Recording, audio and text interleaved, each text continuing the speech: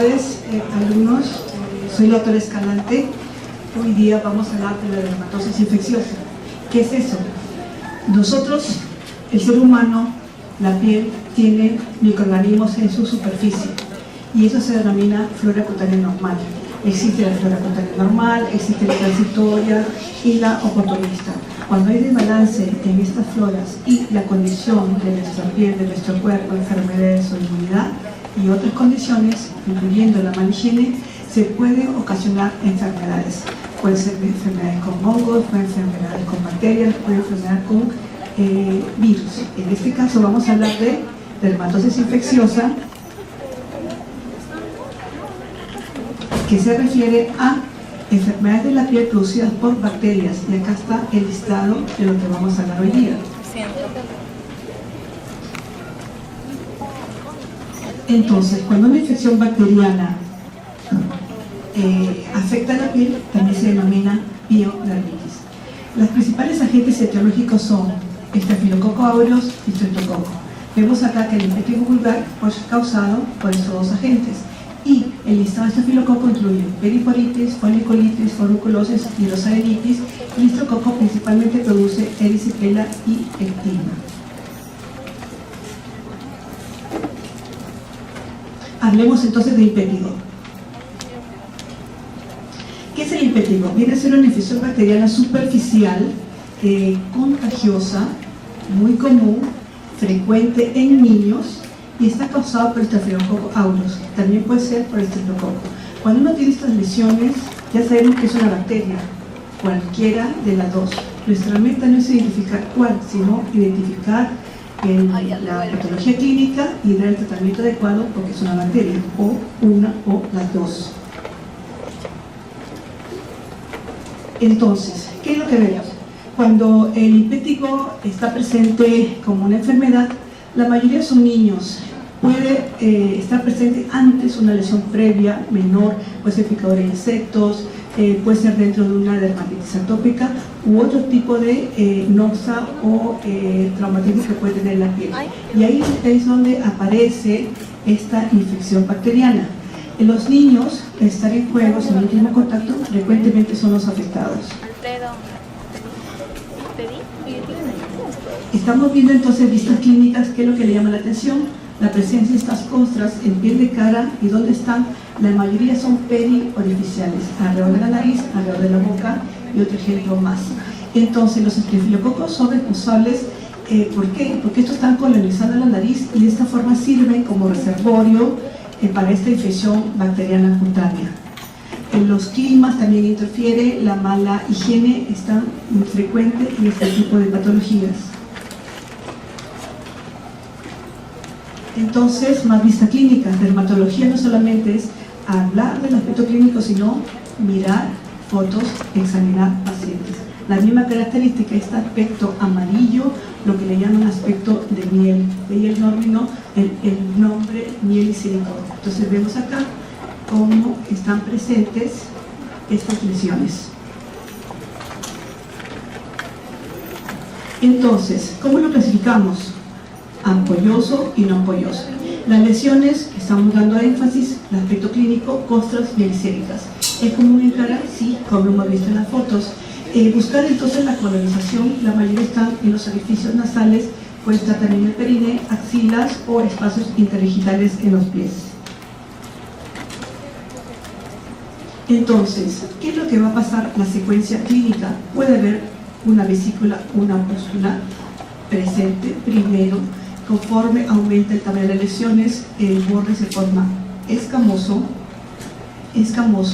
esta costra firmemente adherida, color amarillo, y de esta forma va acumulándose este tipo de costras y esto puede extenderse en forma radial y de pequeño va aumentando.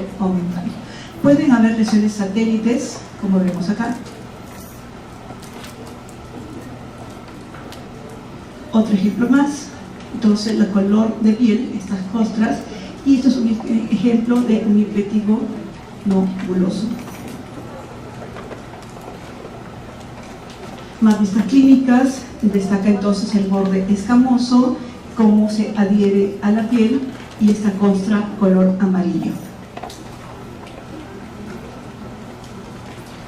Otra vista clínica con las mismas características: el borde, la costra y el color, y casi siempre periorificial. Acá hay un listado de las características clínicas de esta patología. Es lo mismo que estamos mencionando. Otra vista clínica, se dan cuenta que la mayoría son niños. Igual, una lesión en el brazo difiere de lo que hemos visto periorificiales. Entonces, existe también el impétigo ampolloso. Su nombre dice, las ampollas son ampollas débiles de un techo fino. Estas ampollas pueden colapsarse, al romperse dejan un borde y una costra central fina se puede formar, y también, miren, puede tener el color piel.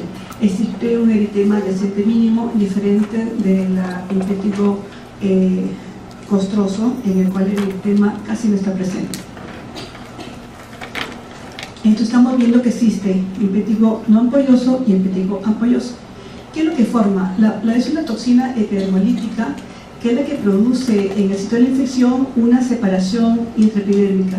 De esta forma se va a producir la ampolla, y lo que se denomina, vemos entonces las ampollas y esta coloración amarillenta, el impétigo ampolloso.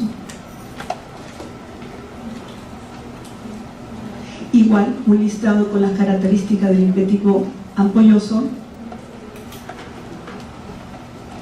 y una vista clínica de esta patología. Ven la ampolla, un leve eritema alrededor.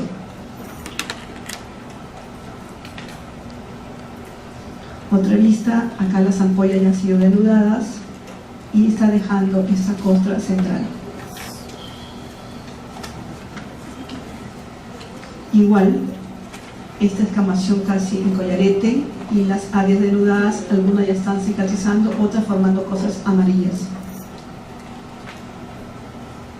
Entonces, más vistas clínicas, otras localizaciones, no solamente orificios, sino ven zona de nalga o axila. Y vemos entonces impétigo buloso en todas las fases de evolución: ampollas denudadas, costras, formación de el eritema, y algunas ya cicatrizando. Lo mismo, esta evolución: vesículas, ampollas flácidas, erosión, halo de escamas y el proceso de curación. Entonces, acá vemos una diferencia en el cual hablamos de un impétigo vulgar o costroso y un impétigo ampolloso. En ambas puede estar presente las costras mielicéricas. En el vulgar no vemos ampollas, en el ampolloso sí vemos ampollas. Y el eritema puede estar presente en el ampolloso. Igual, los diagnósticos diferenciales, los más frecuentes del impétigo nobuloso y del impétigo buloso. El impétigo buloso podemos pensar en un herpes. El impétigo nobuloso, descartando también si está presente una picadura de insectos.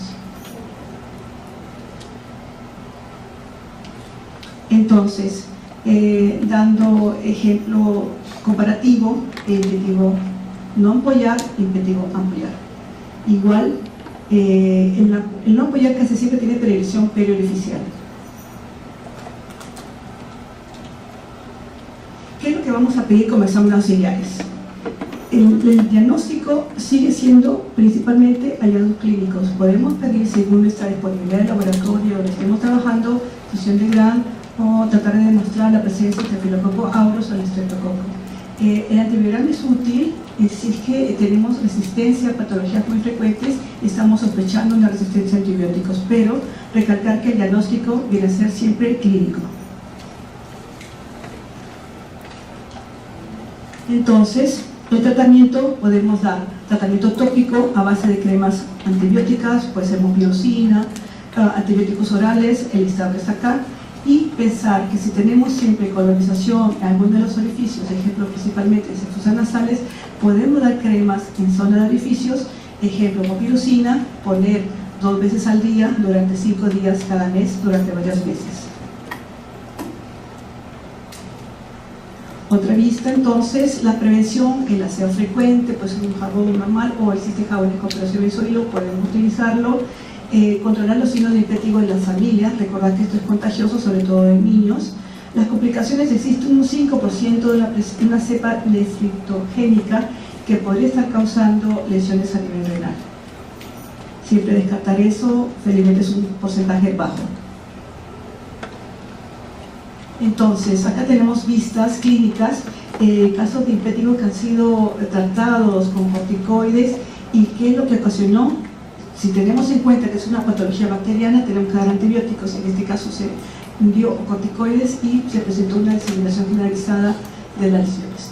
Entonces, acá vemos otro caso en el cual el paciente no recibió tratamiento a tiempo y las lesiones aumentaron, se diseminaron. Entonces, hemos visto impétigo, un tipo de infección bacteriana. Ahora hablemos de una infección bacteriana un poco más profunda. El impétigo es algo superficial. Si vamos de arriba abajo, dermis y tejido subcutáneo. Ejemplo, una celulitis. Entonces, que la celulitis viene a ser una infección más profunda localizada en dermis y tejido subcutáneo. ¿Qué puede presentar el paciente? Fiebre, dolor, al examen vamos a ver un eritema, un edema. ¿Quiénes están más susceptibles a tener una celulitis? Pacientes que ya tienen patologías, ejemplo, diabetes, cirrosis, insuficiencia renal, desnutrición, estado de inmunodeficiencia, los que pueden tener tratamiento de quimioterapias o otras patologías. Entonces, ¿qué lo causa? Lo causa estreptococo y también el estafilococo. Existe también un listado de gérmenes que son menos comunes, pero también hay que sospechar de ellos. Entonces, ¿qué es lo que va a ocasionar una celulitis? Pensar siempre que puede estar asociado a algo secundario. ¿A qué? Heridas, traumatismos, lesiones cutáneas preexistentes. Va a presentarse en forma de eczemas, las úlceras por decúbito, también puede estar presente post quemaduras.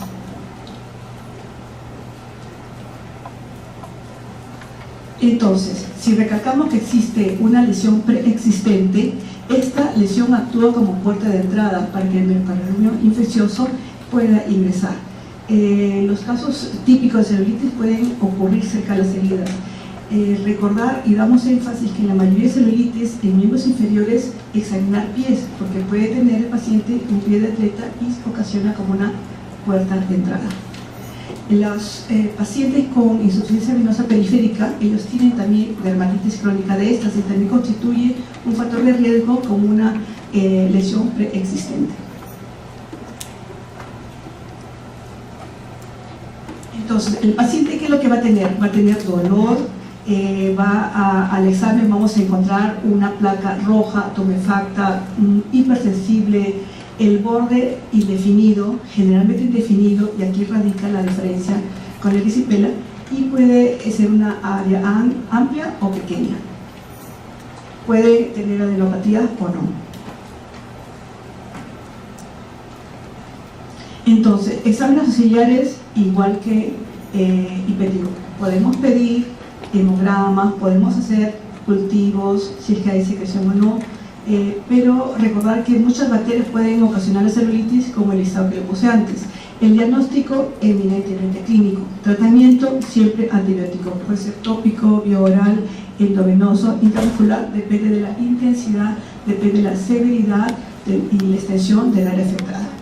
Podemos tener signos de criterio de referencia, depende de los signos flogóticos del paciente. Vemos entonces acá un área de celulitis, repetimos eritema, edema, el borde a veces no es definido, en este caso una área extensa en la cara anterior de la pierna causada por estreptococo. Otras vistas clínicas, no solamente en piernas, también puede estar en zonas perianales.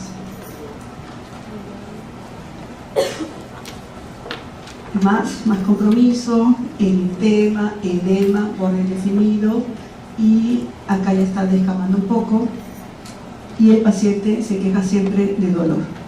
Llama la atención entonces, la mayoría son en miembros inferiores. Otra vista, donde ya hay una secreción mielicérica y la piel como está denudada.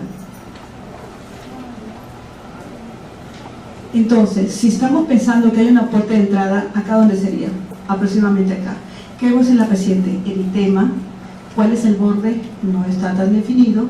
Vemos edema, y esto al palparlo podemos captar una piel caliente, y en ocasiones vemos formaciones de ampollas. Una vista cercana de la misma paciente,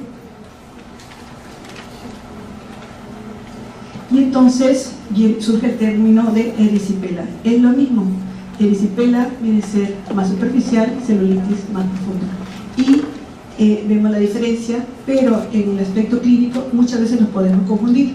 Nomás tener en cuenta eritema, borde definido, dolor, algo de edema, y puerta de entrada ya estamos pensando en una celulitis o en una erisipela. Otra vista en el codo y acá en la cara. Entonces, si estamos dando ejemplo de infecciones bacterianas, existen otras donde la lesión puede ser dermoepidérmica, y acá estamos hablando de compromisos más profundos como es selectivo.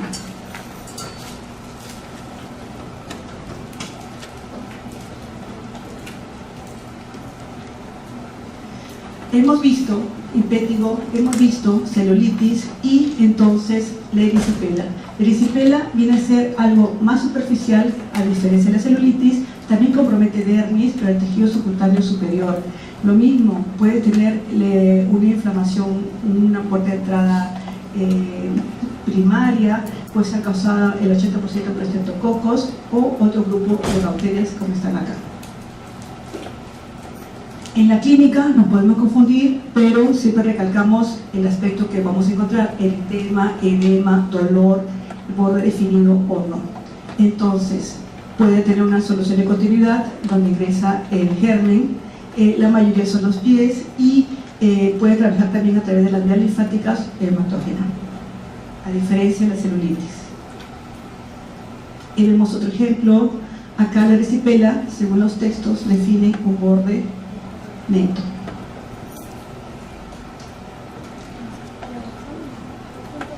Igual, también se acompaña de dolor, puede iniciarse como manchas rojas únicas, siempre al tacto puede ser unas lesiones firmes. La lesión va aumentando el tamaño con rapidez, y no solamente vemos eritema, sino también vemos una coloración con aspecto brillante. El color entonces va cambiando. Primero es eritema, puede convertirse en oscuro, pueden aparecer vesículas en el borde de avance o en toda la superficie. Estas ampollas pueden ulcerarse también. Otra vista clínica de la erisipela.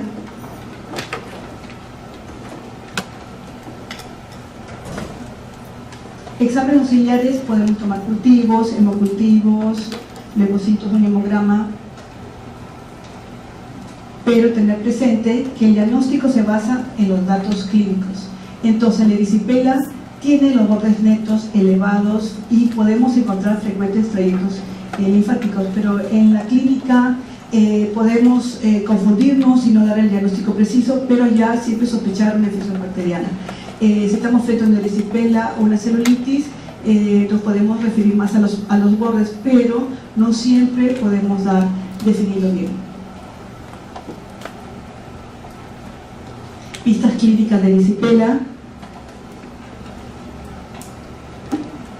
El tratamiento, como son infecciones bacterianas, igualito, depende de la intensidad, de los signos de flebosis, damos siempre antibióticos. La prevención, podemos evaluar las tasas de recurrencia, ver esas puertas de entrada si es que tiene alguna enfermedad previa. Igual, el criterio de transferencia, referencia, donde podemos llevar al paciente, depende de la gravedad. Las complicaciones, sobre todo en la erisipela, cuando hay brotes repetitivos de erisipela, Los vasos linfáticos pueden estar afectados y de esta forma se fibrosan y alteran su drenaje, y es que va a ocasionar una elefantiasis. Entonces, continuamos con infecciones bacterianas de la piel, que es el eczema. El eczema es un proceso más violento, más profundo. ¿Quién no ha tenido una herida de pequeño? ¿Quién no se ha caído? ¿Quién no se ha hecho unas pequeñas úlceras? Entonces constituye una infección dermoepidérmica de etiología estreptocócica. ¿Qué es lo que va a pasar? Estas ulceraciones tienen la característica de saca-bocado, también se le llama botella, y estas ulceraciones pueden llegar al tejido celular subcutáneo. Entonces, el enrojecimiento inicial puede estar presente ampollas, pústulas, estas se pueden abrir y después se forman estas ulceraciones profundas. Puede ser doloroso, puede durar más tiempo. Vemos entonces una vista de un eczema y algunos autores ya lo consideran como si fuese un aspecto, una forma profunda de un impetigo noduloso.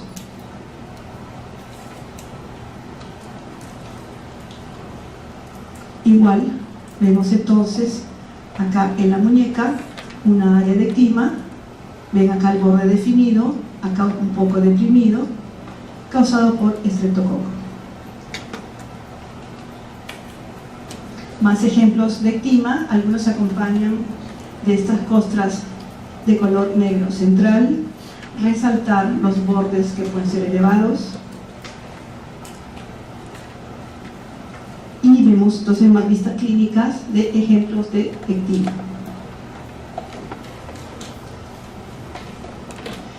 ¿Qué es lo que vamos a encontrar?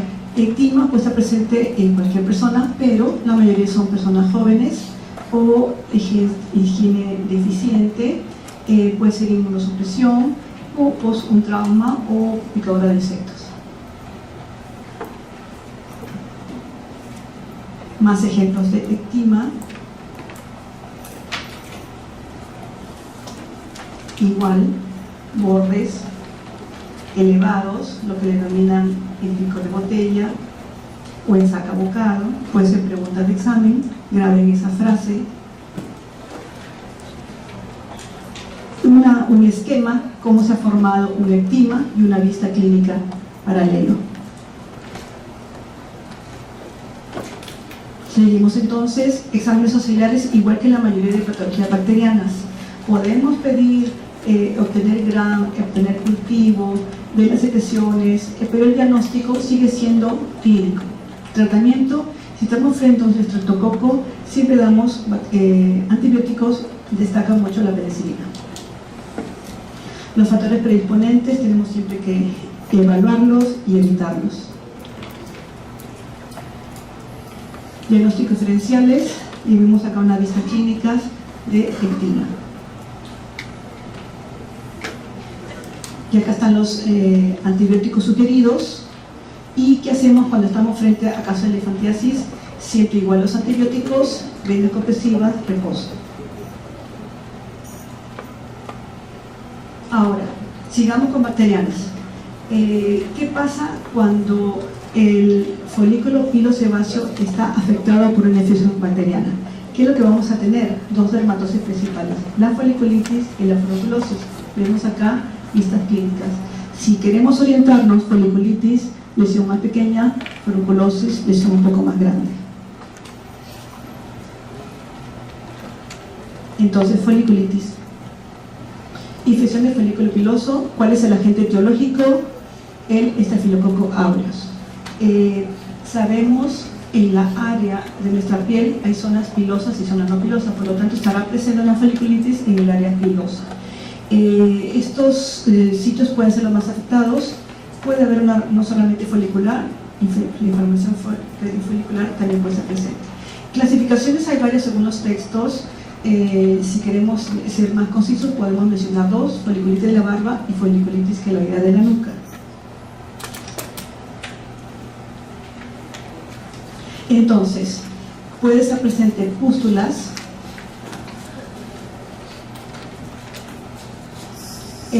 pueden medir milímetros, las pústulas pueden estar atravesadas por un pelo, el color puede ser amarillento, estas pueden abrirse con rapidez y puede estar presente secreción purulenta. No pica, no duele, pero hay pacientes que sí pueden referir esto. Las lesiones se extienden rápidamente a las superficies pilosas adyacentes. Ejemplos: vistas clínicas, pápulas, pústulas, acá una foliculitis escoriada, y vemos las áreas pilosas.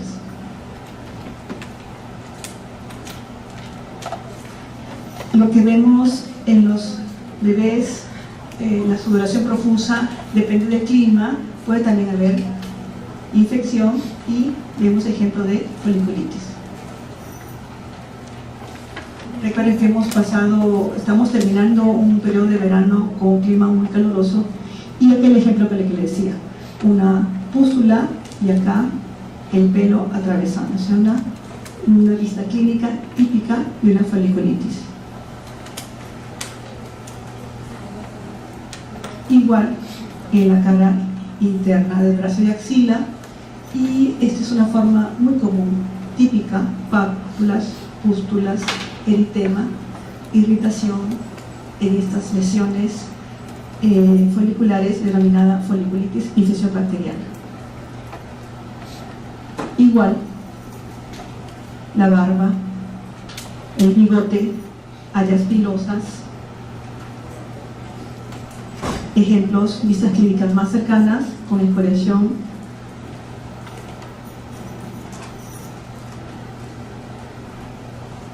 y la foliculitis más vistas clínicas de la barba, y cuando es en la zona de la nuca, elevaciones, hipertrofia de estas lesiones, denominada foliculitis queloidea, aniquiloidea en la nuca.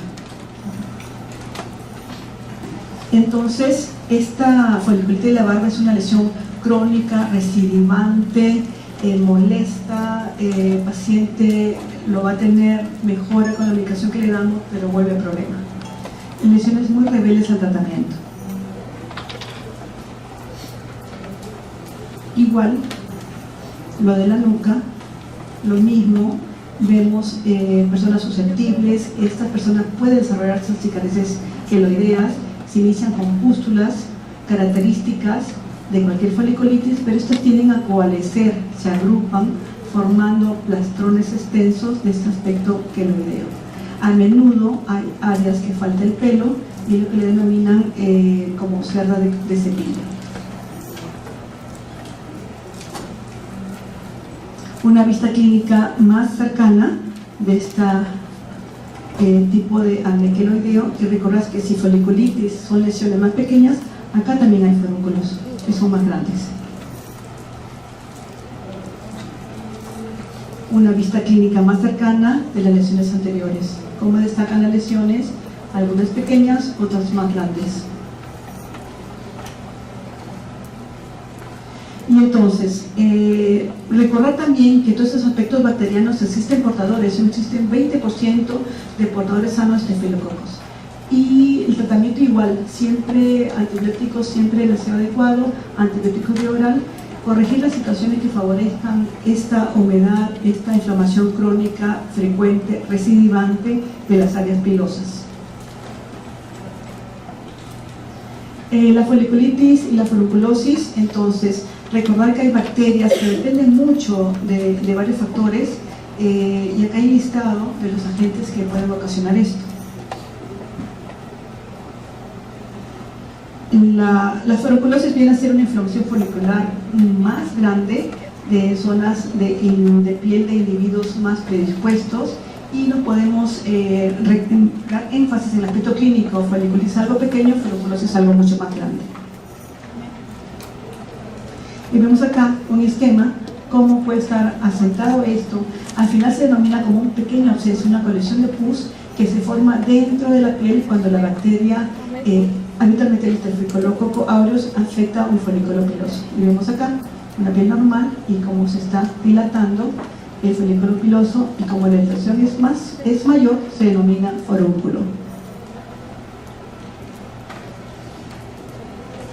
Este cuadro es muy ilustrativo están las patologías bacterianas cutáneas frecuentes, el germen que los ocasiona, la ubicación y las lesiones elementales con las cuales los podemos identificar, y sobre todo de arriba a abajo de la piel, el compromiso dérmico o epidérmico o subcutáneo.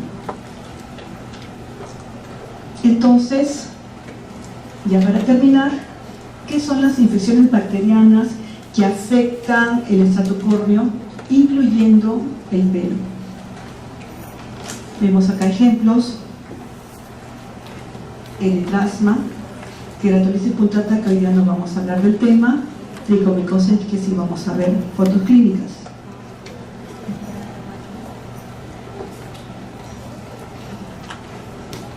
Entonces, eritlasma. ¿Qué es el eritlasma? Si estamos hablando de infecciones bacterianas, este eritlasma mucho tiempo fue considerado como una micosis, pero se sabe bien que la causa es una bacteria. ¿Cuál? Una bacteria Corynebacterium minutissimum. ¿Qué es lo que vamos a ver? Son pacientes, la mayoría adultos, que pueden tener predisposiciones. Se menciona entonces un calor, un ambiente de microclima cutáneo húmedo, ropas ajustadas, zapatos cerrados, obesidad y peligrosis son condiciones que favorecen a que un paciente probablemente tenga una infección bacteriana por Corynebacterium, y esto se denomina eritlasma. Entonces, este es un germen oportunista. ¿Qué es lo que va a hacer? Es un patógeno que, depende de la condición del huésped, lo que hemos mencionado ya, va a ocasionar este tipo de patologías, la mayoría en la zona de pliegues, axilas, ingles, inclusive se menciona en los pasos interdigitales. Entonces, en los pasos interdigitales de pies y mano, necesariamente no todo es micosis. También puede estar presente esta bacteria, lo que va a ocasionar el eritlasma. En las manifestaciones clínicas damos énfasis presente en los pliegues cutáneos. Vemos acá un pliegue, eritema, borde algo definido, igual, eritema, borde algo definido. Diferencia con la tinea cruris. Tinea cruris puede tener un borde circinado como si fuese una nube. Exámenes auxiliares, que es lo que hemos visto en la práctica clínica en Italiana con la presencia de la luz de Wood. Vemos, si un paciente tiene en el área inguinal, en el pliegue inguinal, una lesión eritematosa, si estamos frente a una tiña, probablemente con la luz de Wood lo veamos verde. Pero si el paciente lo iluminamos con la luz de Wood y no es tiña, puede tener una coloración rojo coral. Puede ser pregunta de examen. Entonces, si estamos frente a un paciente que tiene lesiones eritematosas en pliegues, de repente ha recibido un mes de tratamiento antimicótico, 2 meses, 3 meses y no mejora, ¿en qué estamos pensando? ¿Es un hongo o no? No, porque no ha mejorado. Entonces estamos pensando, no es hongo, bacteria. Vamos con la luz de Wood y vemos este color típico de un paciente que tiene diagnóstico de eritlasma. El diagnóstico es clínico, como la mayoría de infecciones bacterianas, pero acá hay que diferenciarlo de las tiñas y las candidiasis, que ya le hemos mencionado. Un ejemplo de luz de Wood, la coloración, como vemos, este color ojo coral. El pliegue interdigital rojo coral. Más ejemplos: fotoclínica y con luz de Wood. El eritema poco definido y con la luz de Wood, en un ambiente cerrado y con paredes negras, vemos esta coloración, la iluminación de la piel con ese rojo coral. Acá vemos otro ejemplo, si bien no es eritema, medio marrón, pero corresponde a un caso de eritlasma. Igual, un área bien demarcada, con descamación, una placa discoide que corresponde a un ejemplo de eritlasma. Miren, no es típico, este no está en pliegues. Acá sí, vemos entonces pliegue axilar, pliegue inguinal. Nos podemos confundir con tiñas, nos podemos confundir con candidiasis, Pero si vemos que un paciente no mejora con tratamiento antimicótico, pensar que no es hongo, pensar que es bacteria, en este caso eritrasma. Nos podemos confundir, miren, descamación típico de una tibia. Igual, acá hay descamación, no hay tanto eritema, algo color marrón. Entonces, si hacemos un estudio KOH y no hay hongos, ausencia de hongos, al microscopio pensar entonces, guiarnos con lo que nos da la luz de Wood y entonces, y sumado a los aspectos clínicos, pensar en eritrasma. Tratamiento: si es una bacteria, damos antibióticos.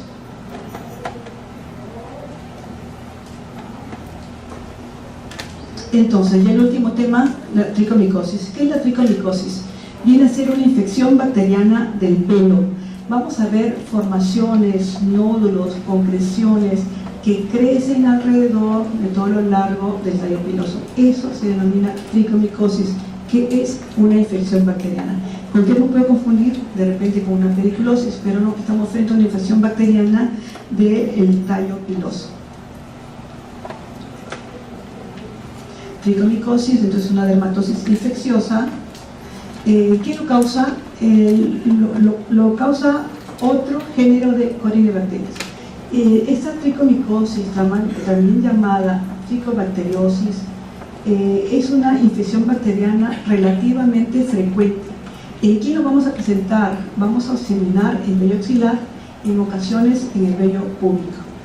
Es más frecuente en personas que viven en condiciones de desaseo, puede ser climas húmedos, cálidos, la higiene muy deficiente, presente en hombres y en mujeres, puede ser. Vemos acá entonces la secuencia, cómo la Corynebacterium ingresa, climas húmedos, presentes en adolescentes, no existe preferencia de raza ni sexo.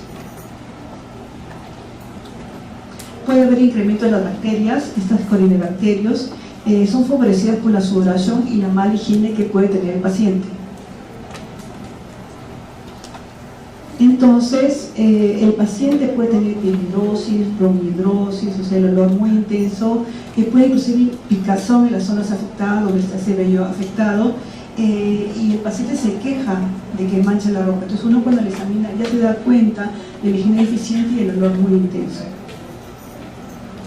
Entonces, si yo le pongo un caso clínico, paciente con desaseo, viajero, etcétera, que no tuvo acceso a una higiene diaria y que tiene lesiones en el vello, a lo largo del vello, y tiene color y mancha la ropa, ¿cuál sería el diagnóstico?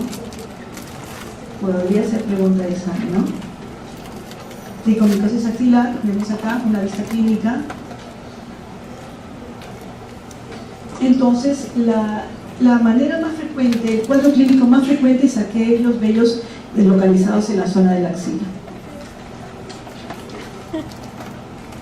Vistas clínicas de la luz de Wood y del pelo. Este es el pelo y estas son las concreciones formadas por la bacteria, y las denominan los textos como unas secreciones medias coloidales producidas por la bacteria y acúmulo del desaseo deficiente.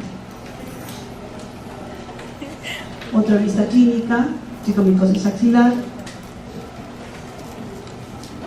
Entonces ya estamos terminando y casi las últimas vistas. Vemos acá otro ejemplo, el pelo y esta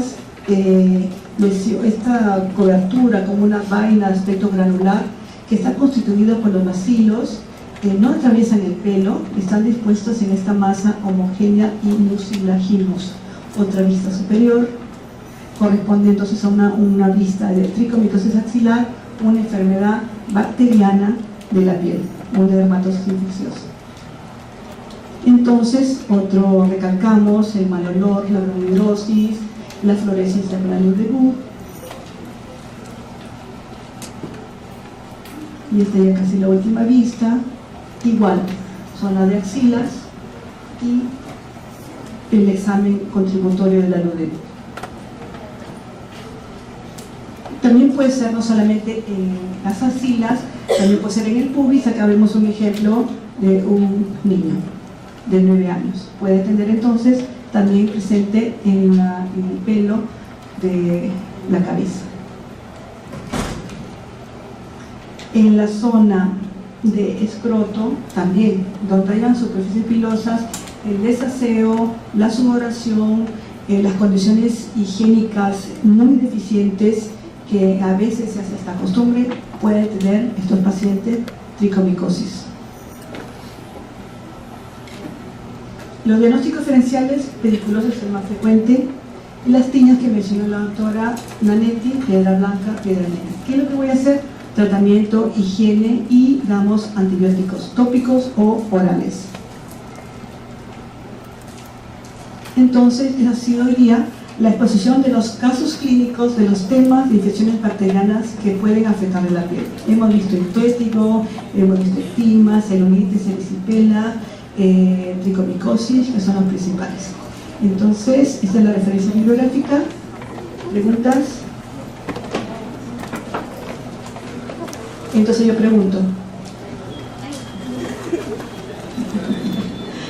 El doctor Cuba, ¿qué le pareció la luz de Buda? Yo la luz de Buda. Ajá, ¿qué dice el doctor Muñoz?